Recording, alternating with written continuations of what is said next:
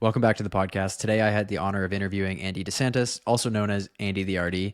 He is a Toronto-based registered dietitian who specializes in fatty liver disease. He is also a multi-time published book author and an amazing guy. If you're listening on Apple Podcasts or Spotify, don't forget to drop 5 stars, or if you're on YouTube, subscribe and like. I really appreciate you guys listening. Enjoy. Okay. No, well, I appreciate you coming on today. Maybe if you could just give our listeners a background on how you became a registered dietitian and what was some of the driving factors that led you there. Yeah, for me, it was relatively straightforward. Up until my late teens, I never really paid any attention to health or nutrition. And, my quality of life suffered as a result. I had a lot of issues with my skin. I was quite weak, not particularly athletic. Not to say I've totally rectified all those things, but, they're better now. And so I realized 2 things. Like, first of all, that nutrition had the ability to change my life for the better. But second, and perhaps more importantly, it's that it wasn't easy for me to figure out what it meant to eat well and to achieve that level of tranquility and mastery around nutrition. So in my head, I'm like, okay, well, I want to help people live better lives, and I don't want them to go through the same convoluted path that I went through. And so that's how I see my whole career trajectory and my mission essentially. And most of your client base now is to do with liver health. What kind of led you to work with that kind of population? Yeah, so first of all, I wouldn't say most of my client base is. I would say a growing portion of it is because I'm investing more time and energy to be an expert in this area. Mm-hmm. And the reason that I am, to the second point, or I guess to the combined first point, is that, and I had this conversation with my client just a minute ago, so it's great to bring it up, but basically, I have a certain philosophy around nutrition, and you kind of foster a philosophy over time when you spend a lot of time looking at research and you work with people. And then I have a choice to make. How do I want to propagate my philosophy? Do I want to propagate it under the general health umbrella, which is kind of a dicey space with a lot of interesting actors? Do I want to propagate it under the weight loss umbrella? That's not really me. Even though I help people lose weight who want to lose weight, I don't see that as the number one thing to champion. So the third point is under the umbrella of a specific health condition. So that's how I landed on fatty liver. And the reason why I like it is it's very common. It has just enough nooks and crannies to explore, and it increasingly happens downstream, earlier in life. So you can kind of pair it with life-altering trajectory changes, basically. So that's why I like it.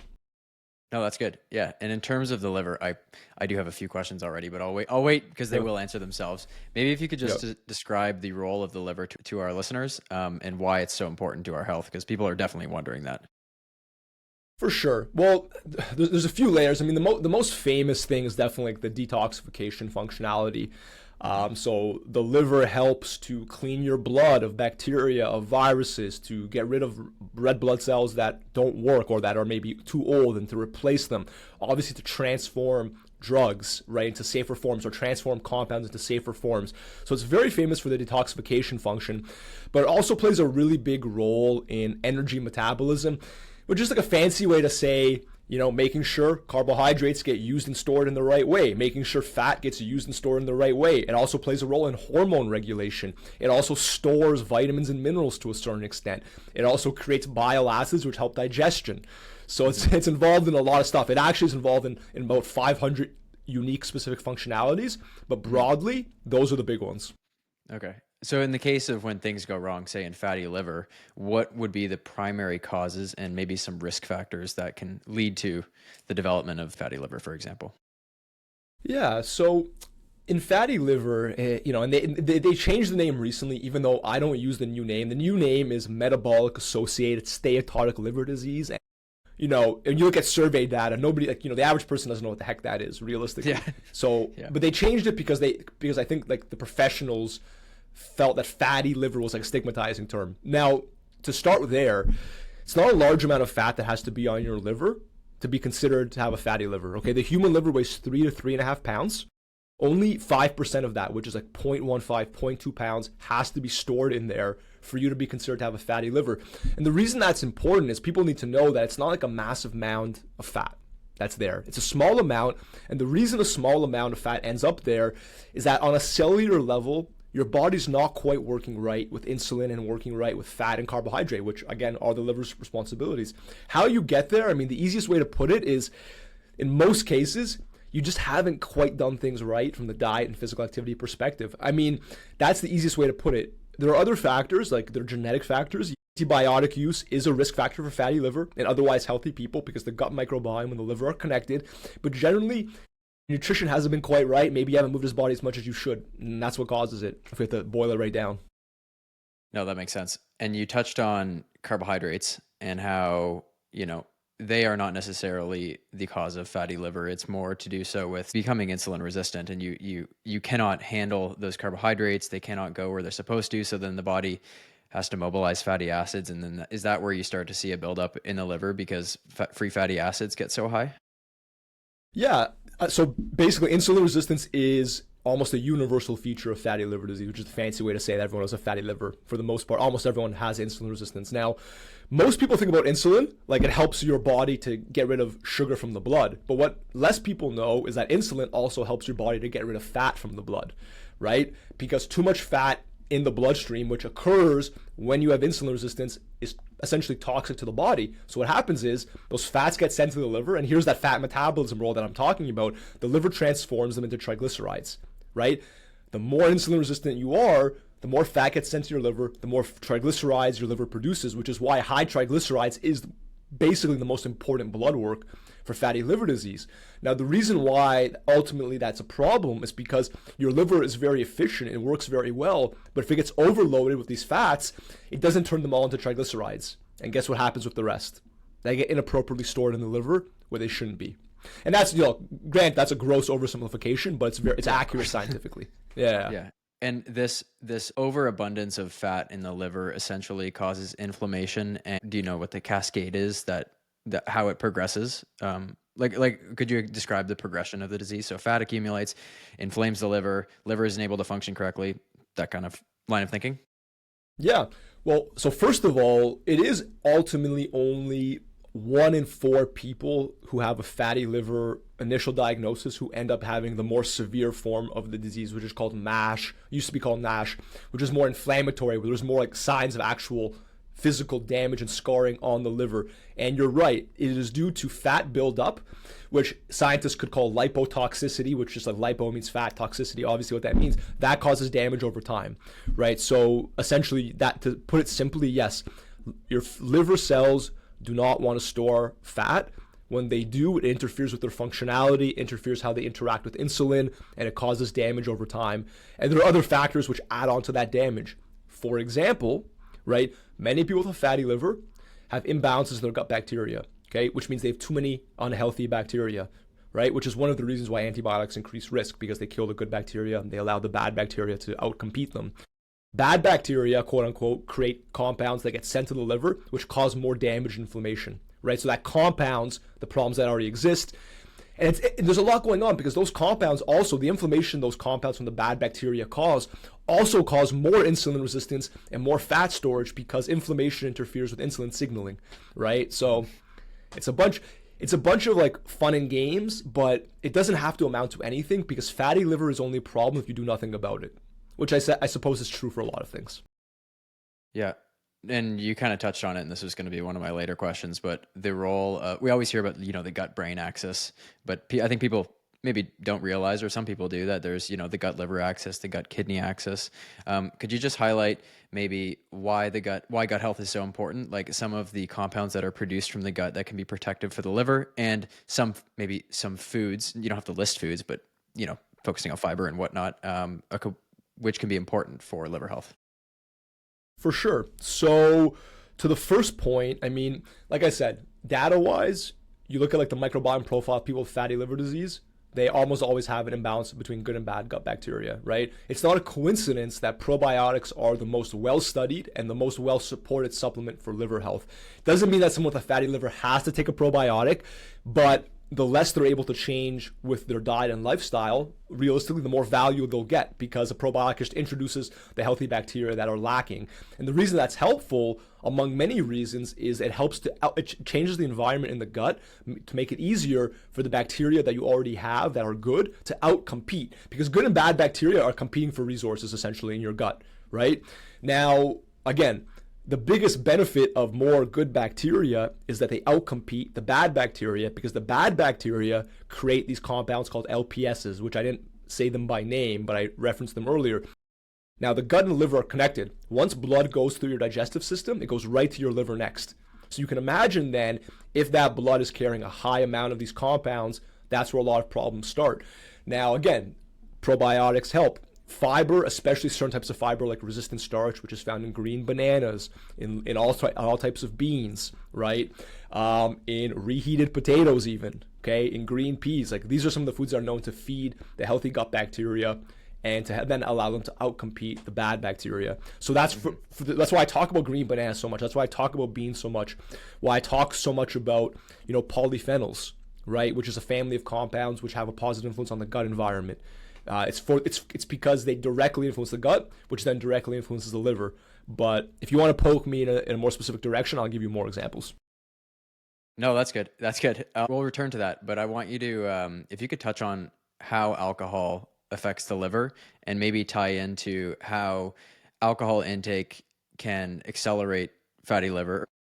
Yeah, so look, alcohol is not great for the liver. I mean, it's not great for pretty much any part of the body, and in part because your liver bears the load of detoxifying, the compounds like drugs and alcohol, right? Alcohol is a drug essentially. Now, it's also important to note that there are different types of fatty liver disease, right? And to have what used to be called non-alcoholic fatty liver disease, NAFLD, that entails that the cause of liver fat is not excessive alcohol consumption. And the entirety of the cases I see fall in that category. That's much more common. It's much less likely that someone is going to be consuming alcohol to the point that it's causing liver damage, like in fatty liver, than it is for it to be caused by other factors. That being said, if someone does have a fatty liver, drinking less alcohol is almost always favorable because you don't need an extra strain on your liver. I mean, that's the simplest way to put it. So less is more. I mean, that's what I tell my clients. Less is more, right? More and more evidence that comes out, the more we see that, alcohol doesn't really offer much. But equally, if someone drinks a couple drinks a week and they do everything else right, you can still get it done. So it's a game of to each their own to a certain extent as well. I feel like you've done a post on this at some point, but people will see, like, say they're drinking red wine, right? And they see it has polyphenols. Like, I actually don't know the amount of polyphenols that they have. Is it comparable to some other fruit or vegetable? Yeah. So I think, a lot of times nutrition is a cost benefit analysis. And it's funny because you mentioned I was on some podcast. I was having this whole conversation the other day. And I think the easy way to put it for red wine is that, grapes do have polyphenol compounds, but given how easy it is to get polyphenols from the diet, from like all berries, from flaxseed, from dark chocolate, from different types of nuts, from green tea, from coffee, it's a really tough argument to make that, the cost benefit of wine is trends towards benefit because of the polyphenols. I don't think anyone is making that argument in my space. So basically, it is what it is.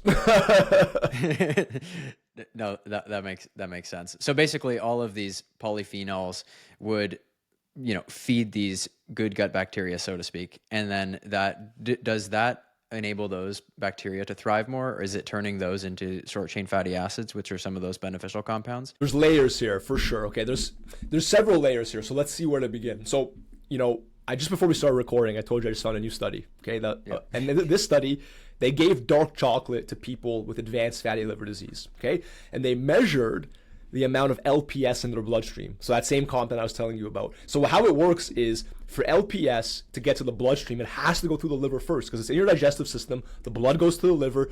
It goes to the bloodstream next, which means the LPS in your bloodstream is indicative of the LPS getting sent to your liver, essentially. Okay? So if the LPS in your bloodstream goes down, generally it means that either less is going to your liver, it's by far the most likely cause, or your liver is handling it in a better way.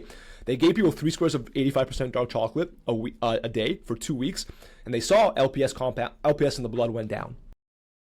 Polyphenols do a lot of things in the gut, right? They are anti-inflammatory and antioxidant profile.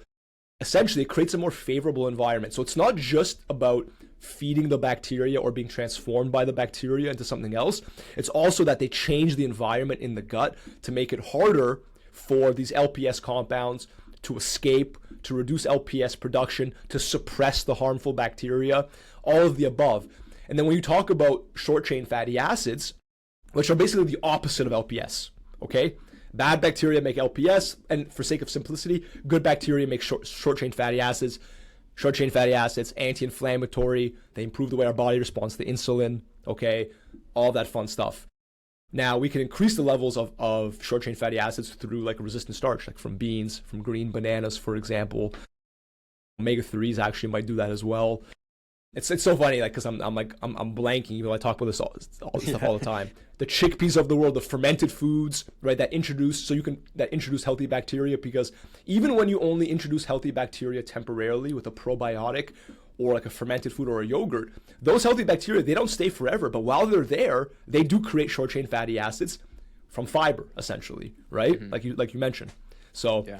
It's there's so much stuff going on, and on a different day I could give you a different angle, and today that's the angle I gave you. So no, that's good. And we were kind of touching on fiber there, but in terms of probiotics, with your practice, like, do you encourage people to take like a probiotic supplement, or are you more so like have kefir, kimchi, sauerkraut, yogurt, that kind of stuff? It's a really interesting question, and I think that, like, again, this is true for so many things in nutrition, but as the quality of one's diet goes up, the utility in some cases of an individual supplement goes down. Now, let me add another layer. So I said probiotics are the best studied supplement for fatty liver. That's true, but what's more true is that it's symbiotics, which is a fancy way to say they give the probiotic with some fiber, right? So very often they'll use the fiber that's found in foods like which is called like inulin, which is found in asparagus, onions, rye bread, chickpeas, and so on. Anyway, that's the stuff that feeds the healthy gut bacteria. So actually, those are more effective for fatty liver, right? But guess what? Someone who eats a very strong diet is going to get those already abundantly. So, like, if I have someone coming in and their fatty liver is sufficiently advanced, and I'm not confident they're going to be able to perfect their diet in the short term, I'll be more inclined to recommend a probiotic. And probiotics, generally, you take it for a few months, and then you let your diet and other stuff kind of carry you from there, if you were to take one. No, that makes sense. In terms of reducing fatty liver, is a calorie deficit needed on like at the beginning, or like do you make certain food swaps initially, or a combination of both? Yeah, it's a great question. Again, it has a few layers. So for early fatty liver, you can reverse it without losing weight.